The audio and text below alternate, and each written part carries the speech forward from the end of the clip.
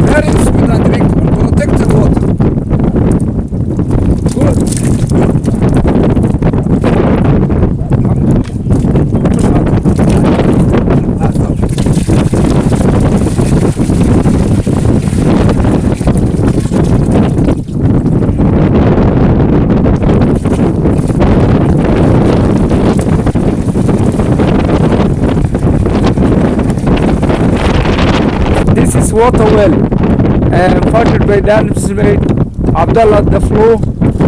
Women and children are collecting water from here. This is the only water well constructed in this area. The people they use it to walk and collect water from long distance, almost 10 kilometers.